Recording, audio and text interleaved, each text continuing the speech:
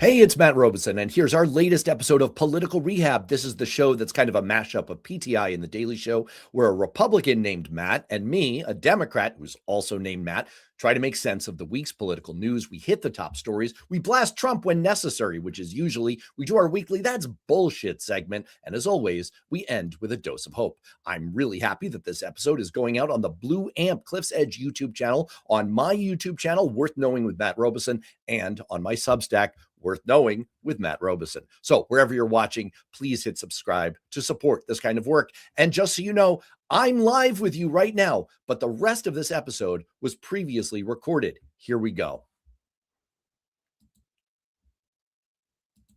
Dismal failure. It is political suicide. There's no difference anymore. These guys are all the same. Give me the one that we have a higher chance of beating. This is actually kind of a good news story because it does give me hope that we can actually win the White House again. The White House strategy is to absolutely crush it with their target audience, which is angry incels.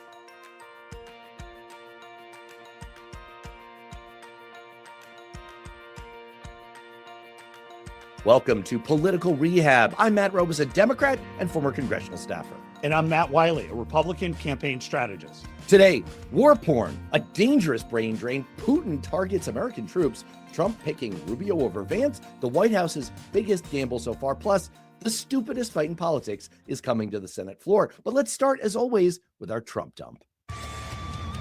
Time for the Trump dump. That's right. Time for the Trump dump.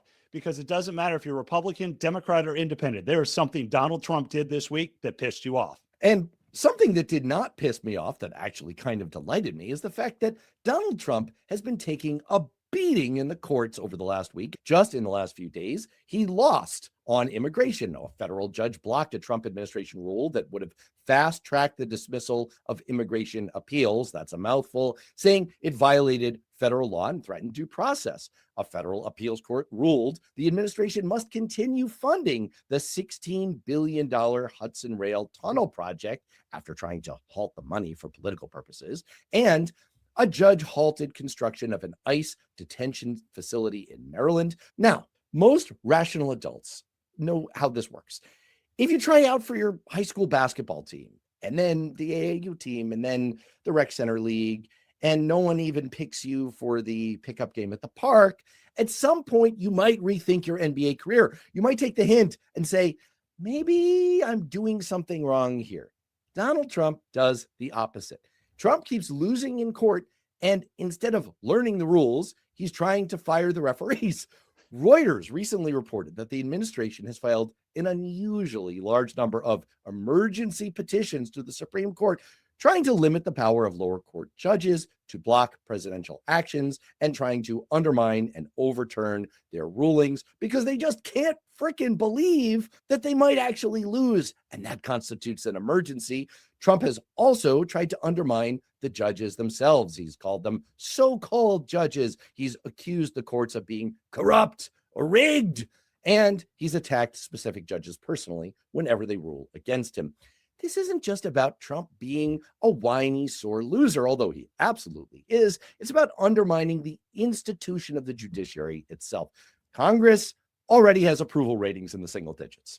Trump's doing everything possible to destroy respect for the presidency. The last institution of our three-part federal system is trust in the court system. At least it kind of still is.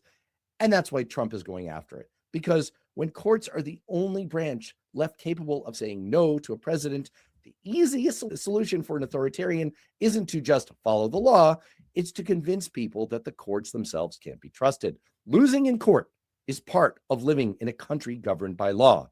Attacking the courts is what happens when someone wants to govern without it. Your Trump impression is getting so much better. So go on.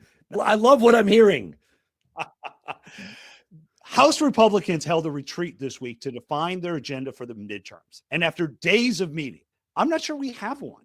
Think about that. The retreat is supposed to set the agenda going into the election. It's our chance to drive the issues that will help us win. Fundamentally, it's supposed to answer the most basic of basic political questions. What does it actually mean if Republicans are in charge? What are we doing with power? Why should voters keep us in power? Instead, the headlines coming out of the meeting sound like the party is still trying to figure it out.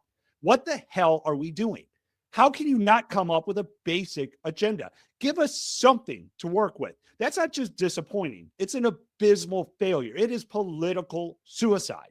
Successful parties, those that actually win elections, know what they stand for and can easily make the case to the American people. Ronald Reagan ran on tax cuts and restoring American strength. Newt Gingrich had the contract with America. Donald Trump had build the wall and drain the swamp. But right now, the Republican message too often sounds like this: Democrats are bad. And listen, Democrats make that argument pretty easily sometimes. You hear calls to defund ICE, Washington budget fights that leave travelers stuck in TSA lines, a left wing drifting further and further towards socialist ideas. Voters see that. But here's the problem: Democrats are bad is not an agenda, it's a campaign slogan. And campaign slogans unravel when voters eventually ask a very simple question. Okay, but you're in charge. What exactly have you done? What are you going to do? Lower prices, energy independence, border security, spending cuts, election integrity? Pick the agenda, define it, explain it. Because if you can't explain what you stand for to the American people, the voters will replace you with someone who can. I would like to reject the assertion that I'm bad. I'm great. You are great. You are great. Speaking of making things great again, let's get to this week's rundown.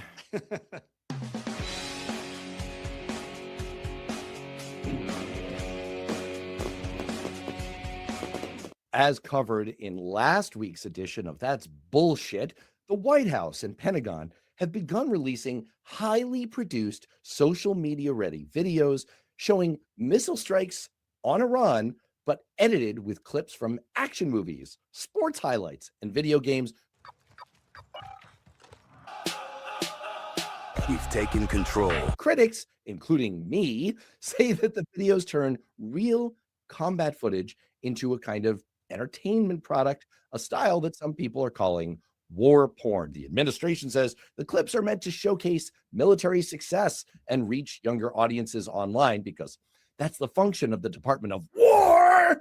But the approach has sparked a debate about whether war messaging is becoming gamified propaganda rather than public communication. Matt, defend you boys. Look, I think the whole thing has this frat house vibe, a little broy here. I envision Hegseth, hat on backwards, shotgun and a beer, watching missile strikes in his basement, high-fiving his buddies every time something blows up. I think that's why the Colin Jost impersonation on SNL lands so well right now. Look, you guys don't understand what we're doing here, okay? Y'all playing chess, I'm playing Grand Theft Auto. How we talk about war shouldn't sound like a Call of Duty montage, but it really is messaging for social media. It's not just to try to bro out. I think there's a big piece of this. It's a message to the world. I'm going to go out on a limb. I think we're going to see what's happening in the Straits of Hormuz as justification on why Donald Trump is probably going to try to take the Panama Canal. And he's going to look at these videos and he's going to show these videos as proof that he's not going to back down. I'm going to connect a dot over to a story that was big 6 months ago. ICE was doing a $100 million wartime recruitment campaign that was targeted at people who like to watch MMA, video games, and people who attended gun rights conventions. It seems like the entire target audience for everything that they're doing is the bro culture that you were talking about. The American public has already rejected. This is not a good idea. It was not well thought out. We don't agree with your aims. We don't understand what your aims are. We certainly don't want you turning this all into a video game, especially when it's just been discovered that, yes, the U.S. was responsible for the missile that killed 165 schoolgirls in Iran. Since Americans are so roundly rejecting the war, it's clear that the White House strategy is to absolutely crush it with their target audience, which is angry incels. And they're doing a hell of a great job at that. You're correct. And it's interesting because you talk about the intelligence and we're experiencing a real brain drain here in Washington. There are new reports out there that the DOGE cuts may have actually gotten rid of national security officials with expertise on Iran And then there's a report that Kash Patel fired about a dozen FBI agents and staff members from counterintelligence units that worked on threats from Iran. We're trying to show the strength in the war porn, but we don't have the intel that we need to protect Americans. So are we less safe now because of this? Oh, hell yeah. Look, the Trump administration seems to treat knowledge and intelligence the same way RFK Jr. treats vaccines, something that's clearly good for you, but is very scary, and I don't really want it. Look, when they tried to adopt the most consequential economic policy in years, the Liberation Day tariffs, they literally went to ChatGPT and had it come up with the tariffs for them. When young Doge staffers with no experience in government administration were brought in to evaluate grants from the National Endowment for the Humanities, you can look this one up. This is a news story over the past week. They literally, once again, asked ChatGPT to do it for them. And because they didn't want to have to read, they said, could you just please give me like a yes or no answer first? Does this have any DEI in it? I wrote a whole Newsweek article on the all-out assault that this administration has waged on scientists and research and skilled professionals in medicine and law. It is not going too far to connect a couple of very obvious dots and say the Trump administration doesn't just ignore expert analysis. They are allergic to it. They suspect it. They hate it. They're afraid of it because they probably don't really understand it, and it tends to get in the way of their insane fantasies. So you're right on the mark, Matt. They are absolutely, positively gutting our analytical capabilities and shooting ourselves in the foot. Yeah. And where I think this comes into play is we suspect there's sleeper cells within the United States. And Donald Trump has come out this week where he said, we know where they all are. Well, if we don't have the intelligence, if we don't have the experts, then we also probably don't know where they are. And if we don't have the intelligence, we don't have the experts, maybe that's why we're so surprised that when we go to war with Iran, all of a sudden they're closing the Straits of Hormuz and we can't get oil out of there. And now everything's skyrocketing because everything is a big surprise to the Trump administration because you fired the people who could have told you that this was a consequence. And I think Americans are going to pay that price. And hopefully that price is only higher oil and not something more tragic. Speaking of paying the price for our wars, there was perhaps the most underreported news item of the year in the past week. U.S. intelligence officials say Russia may be providing Iran with satellite-derived intelligence that could help Tehran locate American ships, aircraft, and troop positions in the Middle East. To dumb that down for just a second, Vladimir Putin's Russia is telling our enemy in a war how to go after and kill American troops. Matt, why is this not a bigger story? And why isn't the president of the United States absolutely irate with our sworn enemy, Russia? First of all, this should come as no surprise. I don't know why there's some in MAGA that want to pretend Russia is a friend. They are not a friend. They want to hurt Americans. They want to rebuild the Soviet Union. It should not be a surprise whatsoever. And it's not just Trump. Where are the Republicans in the Senate? Where are Republicans in Congress? They should be screaming at this because we're putting American lives at danger because of what Russia is doing. We should be irate about this. This should be all over the news. This seems like a good time to remind people of a few pertinent facts. Donald Trump literally has a framed photo of Vladimir Putin up in the White House. Investigative journalists like Craig Unger have documented that the KGB identified Trump as a high-value asset back in the 1980s, began openly cultivating him. And later, the Russian mafia, which has tremendous overlap with the Putin administration, used Trump's real estate properties to launder their money. What Trump has done successfully over the years is turn any question of why he's such a Russian stooge into a polarized partisan issue. If you talk about it, all of MAGA world lines up to scream bloody murder, that you're deranged or part of a witch hunt.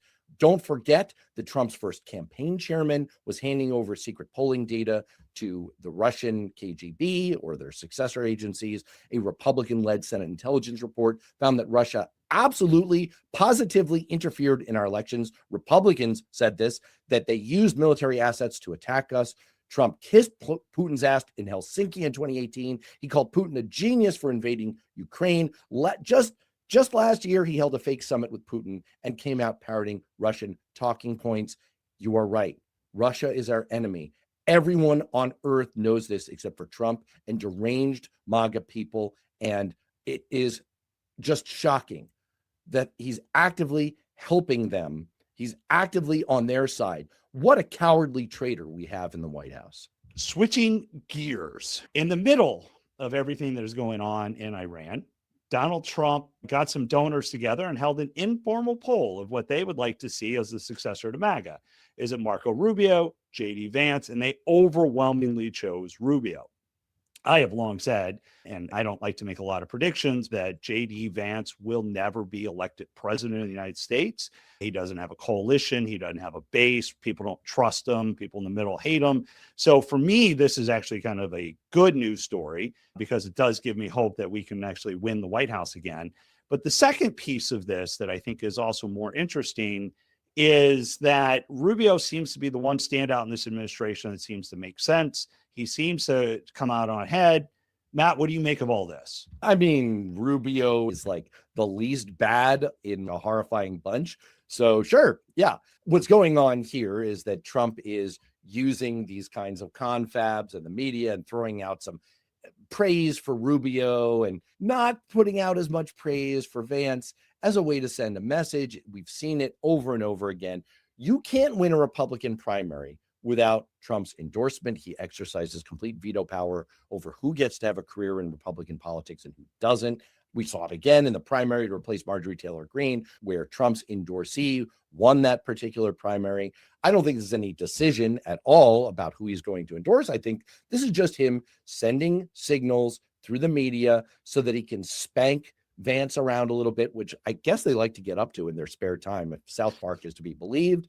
And this is because Vance has expressed some reservations about invading Iran. This is just Trump doing a dominance display. He's like a dog peeing in a corner where another dog just peed. That's all this is about. It's the same thing with Cornyn, right? Cornyn ostentatiously writes an op-ed in the Times about the SAVE Act, which we're going to talk about in a minute, where we should nuke the filibuster to pass the SAVE Act, which Republican leader John Thune already said we're not going to do. So he's on safe ground there. He's just signaling. He's just kissing Trump's ass, which is basically the primary occupation of elected Republicans these days. Boy, I'm glad you're not elected to office because you'd be too busy with your tongue to do this show. That's actually probably true. Oh, wait, no, not that last part. No, glad I'm not elected office. That's the piece is, look, here's the thing. And going back to Cornyn for 1 second, the issue here is Trump even signaled to Cornyn that he had to do this because when Trump was asked, will you endorse Cornyn? Because apparently he was all ready to endorse Cornyn. And then Paxton put out a bunch of things to sort of make him backtrack whether or not he should. Trump's answer was, well, we got to get the SAVE Act passed. And so all of a sudden, Cornyn, magically, who has been for decades a supporter of the filibuster, now changes and says, no, maybe we don't because this is just too important. And if we don't, then the Democrats are going to do something like it too. It really goes to how spineless Republicans are in Congress right now and how there are so very few people that are going to stand up and actually do what's right. And that's why I would never want to be in Congress because right now that's a problem. Let me tell you something from a Democrat's perspective. I'm full on rooting for Ken Paxton in that primary. I mean, one could say, well, Cornyn seems a bigger adult in the room. He's not like a criminal the way Paxton is. He's not a dirty, immoral son of a you-know-what like Paxton is. He doesn't seem to be totally in hock to the MAGA movement. Let me tell you something. There's no difference anymore. These guys are all the same. Give me the one that we have a higher chance of beating. But at the end of the day, they all kiss Trump's ass. They all do his bidding. There's no difference. Cornyn, Paxton, they've all just gone down a MAGA rabbit hole, and they're all lost. Speaking of MAGA rabbit holes, the White House seems determined to go down one. There was a blind quote that appeared this week from a senior White House staffer saying that they fully recognize that the recent spike in prices at gas pumps could be a political problem for them. Yeah, no shit, guys. You think with affordability being the number one voter issue in America, you think that might be a little bit of a problem, but they're confident that it's going to resolve far enough in advance of the midterms that it's not really going to hurt them. Matt, you are an active Republican campaign operative. How do you feel about the White House playing around with this core economic issue? It feels like the White House is playing Russian roulette with the Republican majority. This is an absolute unmitigated disaster. First of all, it would be different if the president had ever come on TV and explained to the American people why we were even doing this. So all he's really saying is, I felt like blowing up people. And by the way, have fun with your higher gas prices. It has been his number one issue on why his agenda is working. And now we're seeing him go up 30, 40, 50 cents a gallon with really no end in sight. You can release all the strategic oil reserves you want. And oh yeah, by the way, remember when Biden did that and we all were batshit crazy over all that? Yeah, now we're doing it. I remember that. You remember that? It starts with an H for that kind of thing. I Hypocritical. I think that's it. Yes. And for some reason now MAGA's just loving it, but it won't make a dent. This is all symbolism over substance. Now we're going hat in hand to every other country that we never told we were going to do this and asking them to do it as well. Affordability is going to be the biggest issue. And like I said in my Trump dump, we don't have an agenda. We don't have a plan. And affordability seems completely foreign. And Trump still wants to call it a made up term by the Democrats. And this is just going to shoot us in the foot. There is a logical flaw in the White House's thinking, as evinced by this anonymous staffer here. And that is, if everything goes well, we shouldn't have a problem. Well, you're right about that. It is true that economic effects this far out, more than 6 months in advance of an election, don't have a lingering effect. As a matter of fact, polling doesn't really predict that well what's going to happen this far out, but that's assuming everything goes well. Don't forget that we just got a jobs report showing that we lost 92,000 jobs in February after the previous jobs report showed that we essentially gained no jobs through all of 2025. So we could be entering a very rough economic patch with affordability absolutely top of mind. And that's assuming everything goes well and the price shock doesn't continue to spool out, which there's no guarantee that is going to happen. And on that somewhat dour note, let's go to an even dourer note.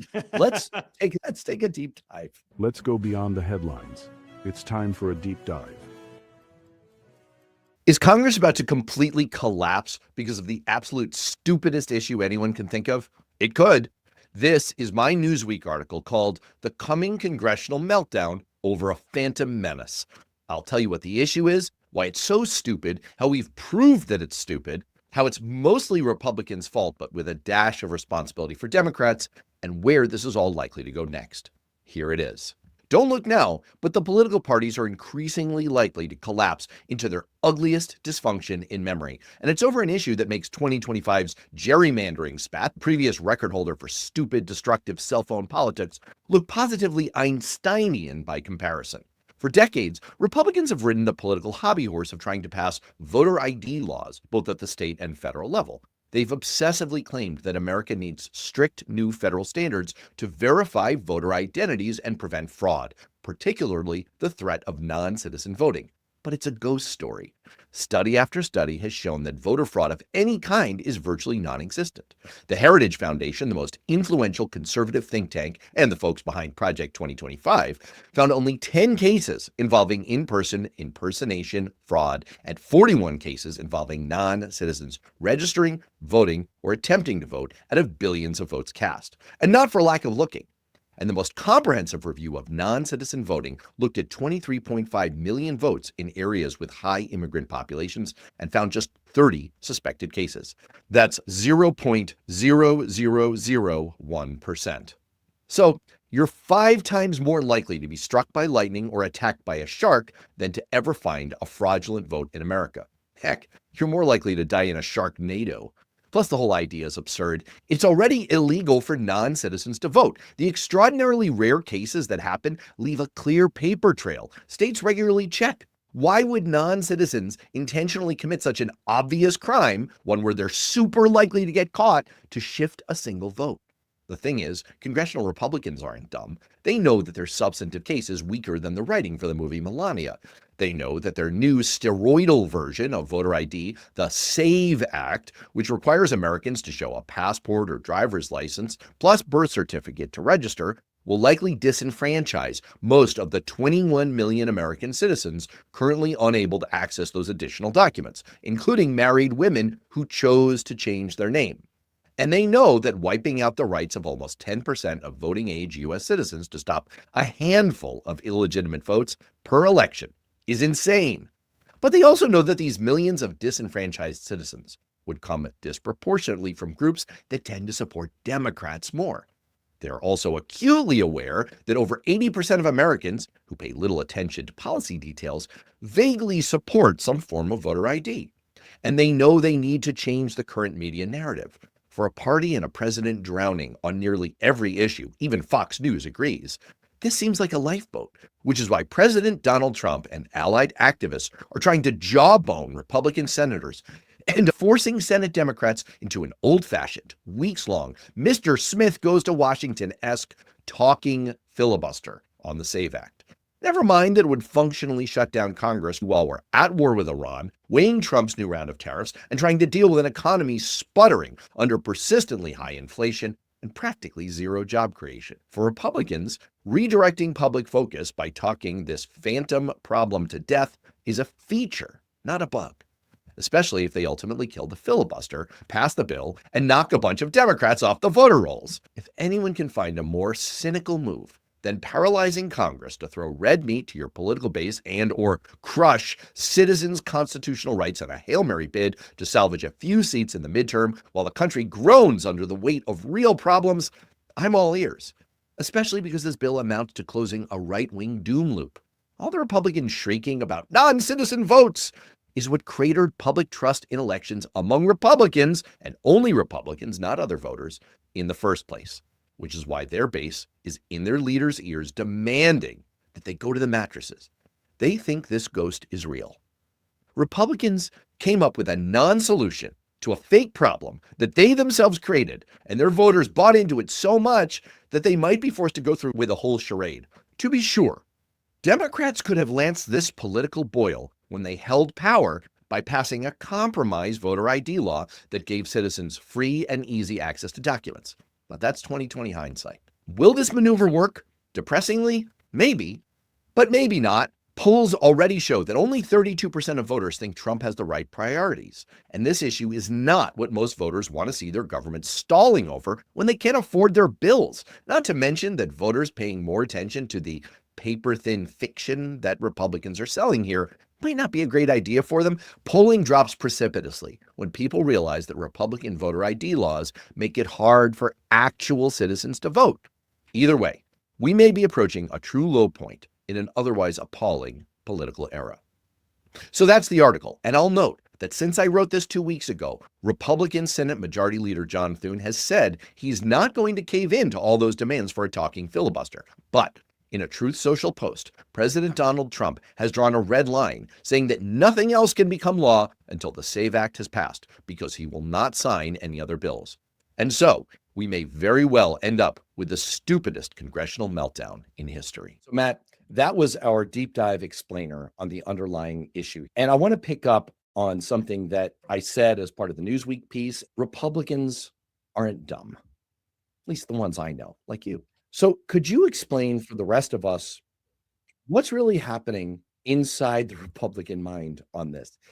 Is this issue totally cynical because that's the way Democrats tend to see it? Could you just walk through what's really going on here? If you apply truth serum to Republican operatives, we're going to agree with you. Voter fraud is rare. It does exist. Look, there's a video from Bridgeport where an individual was caught on camera stuffing absentee ballots into a drop box. In 2018 in North Carolina, there was one in Patterson, New Jersey in 2020 where they illegally collected and submitted mail ballots. But if you notice what I said here, those are all ballot handling problems. Those are collection, custody, and enforcement. They're not non-citizen voting. Now, we will 100% say we do need voter ID. It is something that is a good safety step.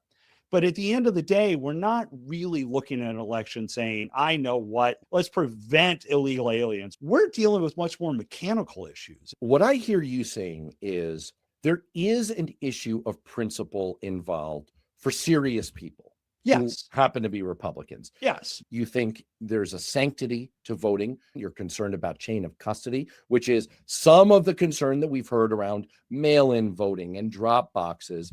You are willing to admit under truth serum that the real problems, few and far between as they may be, have been leveraged cynically by certain people, predominantly in your party. Is that a fair? Yeah, that is fair. Its core principle is that the integrity of our system must be upheld. And tales of stolen elections are fairy tales. They're bedtime stories meant to frighten people. It would take an Ocean's 11 magnitude kind of caper, if you will, to have stolen an election the way that has been alleged by some in my party. And to be clear on that point, it has happened in American history, right? It notably happened in 1948 for LBJ and his Senate election, where the election was absolutely positively stolen. It is a very likely historic fact that the 1960 presidential election was substantially affected by some kind of voter fraud in Illinois and in Texas. That kind of fraud occurred. Cannot be done because of the protections that are in place these days. I want to take a dose of truth serum myself because I wrote on Alternet in 2021 an article saying that Democrats should cut a deal. And it's not because I buy into Republicans' voter fraud bullshit. It's because I recognize the point you're making, that there is an issue of principle that I can respect. But I also recognize the political reality, which is we had a moment where Democrats held power, and this was going to come up over and over again. And as I said in that video piece, we could have lanced this particular boil. And there is a deal to be had here. We could have voter ID, which, by the way, the majority of states have some version of voter ID today. Yeah, exactly. And we could make those identifying documents free and easy to access for American citizens. That would be a win-win for everyone. And to the extent that your concern and serious Republicans' concern is, well, what about chain of custody? We could address that too. I believe in the kind of more conservative approach to this, which is elections are supposed to be run by states, and we should let different approaches proliferate in different states. States that want to do a lot of mail-in voting should be allowed to do it. But would I be willing to strike some kind of a federal standard deal that reduces the amount of mail-in voting, but increases an early voting window for easy access in-person voting, so we don't have these crazy disproportionate lines in African-American precincts that create a barrier to certain Americans voting? Could we make easy in-person, easy access voting more of a thing and limit mail-in voting to groups that truly need it for their convenience?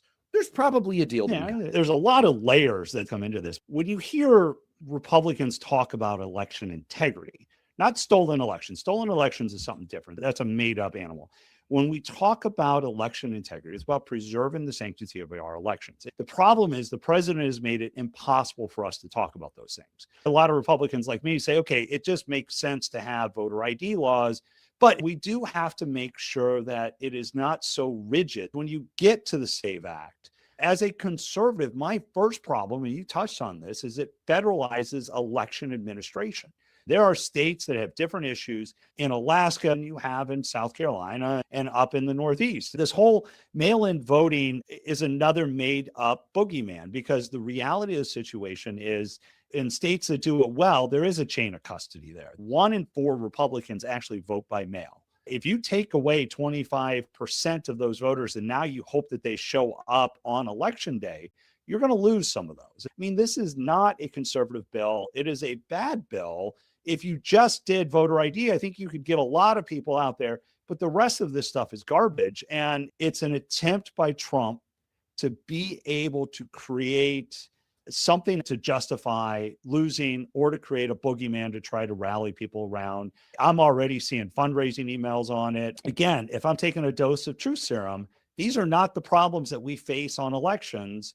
And they're not also the problems that are the most pressing for most Right. Americans. And so just to try to wrap this up, I think we can agree that the vast majority of the reason we're even talking about this is that very cynical political people have been using this issue for years now, and Trump is just doing the steroids version of it to try to raise money, create big boogeymen, to try to blame other people for their losses. I'm looking at you, Don. And maybe if they succeed, to gain a partisan advantage by disproportionately kicking Democrats who are American citizens off of voter rolls. It's wrong, cynical, immoral, underhanded, anti-democratic, and about 5 other adjectives that I'm not going to bore people with. I can respect the legitimate issues. I don't think they're an emergency. I think the only reason that there's any urgency to this is that Republicans spent years screaming fraud, rigging, there's a problem, until the base started to believe it. So this is a problem among your own voters of your own creation. I think there are some legitimate issues with voting, and I think they are addressable. There are compromises to be had. I can respect the principle that there should be some kind of identification. And I think for political reasons, for political, pragmatic, smart, strategic reasons, Democrats should have addressed this a long time ago by making a deal, making documents easy to get, making sure that there was the easiest possible form of voter ID and getting this issue dealt with once and for all. But instead, we're living with it again, and hopefully this will be the last time we deal with it for now, but I have a sinking feeling that it is going to come back soon. Speaking of issues that are almost entirely made up of chicanery and nonsense, let's get to this week's edition of That's Bullshit. Bullshit. Bullshit. Bullshit. Bullshit. A bullshit? The Make America Healthy Again movement says it's about science and health and protecting children, but we've just seen a vivid demonstration, 2 actually, that the entire thing is built on layers and layers of incoherent bullshit. And in fact, as I'll get into in just a minute, the order in which these 2 demonstrations happened is really interesting and really revealing in terms of what MAHA is really about. On March 9th, the MAHA Institute, which is a think tank that advocates for what it says are health policies and is tied to Health and Human Services Secretary Robert F. Kennedy Jr., held a conference in Washington. RFK stayed away from it because even the Trump White House knows how crazy these people are, and it didn't take long for the mask to come off. These are screen grabs of actual slides that they put up at their conference. They claimed that 70% of chronic diseases come from vaccines, including autism, epilepsy, learning disabilities, allergies, asthma, lupus, MS, the boogie-woogie flu, left-handedness, FOMO, and reading long and increasingly made-up lists. They claimed that vaccines cause 100 times more injuries than are ever reported, and the way they proved it is they literally took the official numbers and crossed them out with a red X and multiplied them by 100. Actually, it is true that adverse effects from vaccines are underreported, but almost all of these adverse effects are mild, like a sore arm, a small rash, not death. You can't just take a Sharpie and draw whatever thing you imagine to be true. Maybe the best one was when they addressed the war on measles and they took the side of measles. They actually made the claim that RFK Jr. has made before, that getting measles is great because it protects you against cancer. Let's be clear, this is entirely made up. Here's an article from the Harvard School of Public Health that literally says measles infections don't protect against cancer. The truth is that measles vaccines, which are 97% effective, are one of the great triumphs of 20th century medicine. But vaccine conspiracy theorists have caused more hesitancy about getting the vaccine, which has led to a comeback for measles. And these guys clearly want to finish the job. There's a lot more, but I can sum it all up the way this actual expert did by basically just saying they're all making their numbers up. We know that the secretary has leaned on debunked science in his anti-vaccine claims. How reliable is this report's data, in your view? Well, there's no data in this report. Some of it was hallucinated. But pointing out that the MAHA people are pushing a bunch of scientific gobbledygook isn't totally new, and it's not where the real bullshit resides. The real scam here is the idea that this is all about health and safety, and that it's independent from RFK Jr., or the Department of Health and Human Services, or the entire Trump administration, because Mark Gorton, the president of the MAHA Institute, revealed their real agenda in a spectacular case of saying the quiet part out loud. The childhood vaccination schedule needs to be eliminated. All vaccines need to be removed from the market until they can be proven to be safe and effective. He went on to show slides saying vaccines are the greatest scam in medical history and to launch a new slogan for the MAHA movement, massive epidemic of vaccine injury. As for the idea that this is somehow independent, reporters noted that while RFK made himself scarce, his name and likeness were everywhere. And it's pretty hard to duck the fact that the MAHA Institute is his agenda, which is the Trump administration's agenda, when the White House is putting out videos like this. Under President Trump and Secretary Kennedy's leadership, the movement to make America healthy again has begun. We're investigating the root causes of autism.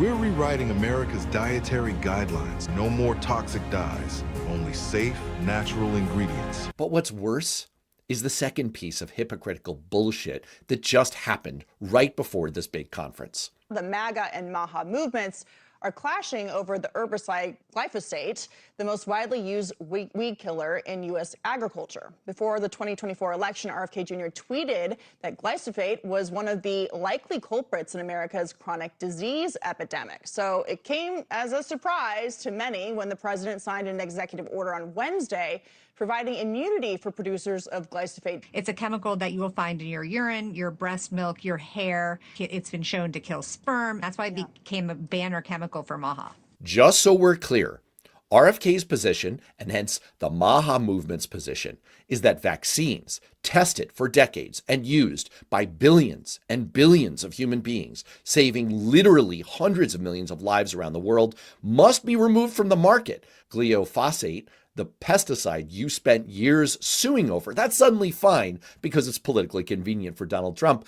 The thing to bear in mind here is that the announcement about glyphosate came 2 weeks before the MAHA conference. So this supposed banner chemical for MAHA, this action from Trump that supposedly enraged the MAHA movement, within 2 weeks, it was all forgotten. Like these people have been flashed by the men in black. The patron saint, RFK, had spoken, and all of a sudden, it was all, his name is Robert Paulson, and 4 legs good, 2 legs bad. That's how you know this supposed movement is more like the movementarians. The leader is good, the leader is great. We surrender our will as of the state. It's a cult. They don't have core beliefs. They don't have a coherent philosophy.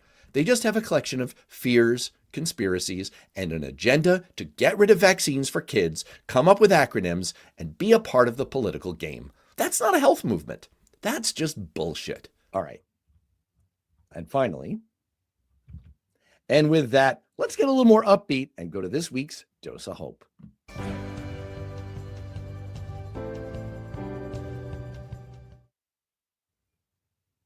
I read a story this week. A startup wants to launch giant mirrors into space to reflect sunlight back onto Earth at night. And I immediately thought, wait a minute. Wasn't that basically what Dr. Evil's plan was?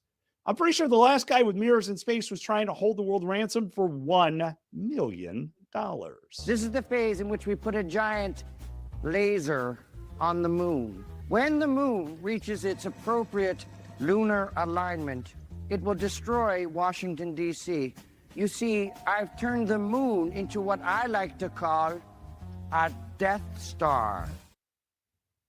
So after I saw that, it sent me down a rabbit hole. And it turns out there are some pretty wild ideas out there right now. Scientists are working on car batteries powered by sodium, basically salt. Another team is building batteries that can store electricity while also turning seawater into drinking water. And fusion power plants might actually be getting close to producing real electricity. Now, some of these ideas will fail. I'm sure space lasers and mirrors may be one of those, but some of them probably will succeed. And somewhere between crazy science fiction and real innovation is usually where progress happens.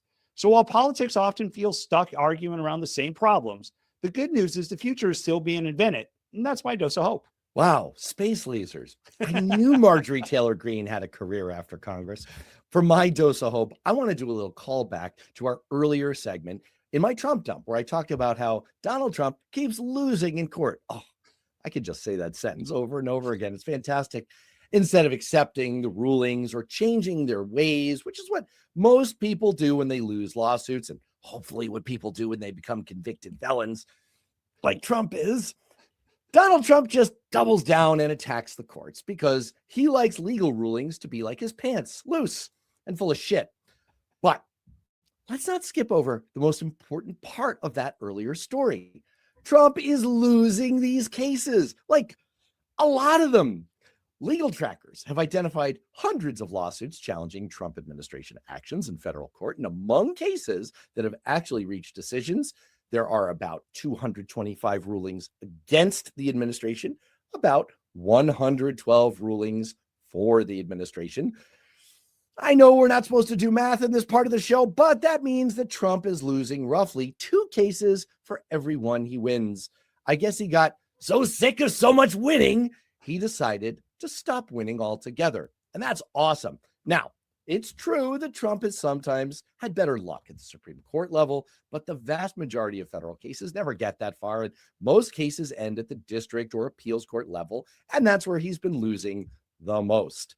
And these aren't just minor procedural disputes. These are cases involving immigration rules, environmental policies, federal funding, due process protections, the law. In other words, the courts are ruling on real things that affect millions of Americans. So, yes, we should absolutely criticize, excoriate Donald Trump for trying to undermine the judiciary and the rule of law. But we should also recognize something important. So far, the courts are holding. Trump may be attacking the rule of law, but right now, the rule of law is winning. And on that delightful note from Matt, I'm Matt. We'll see you next time.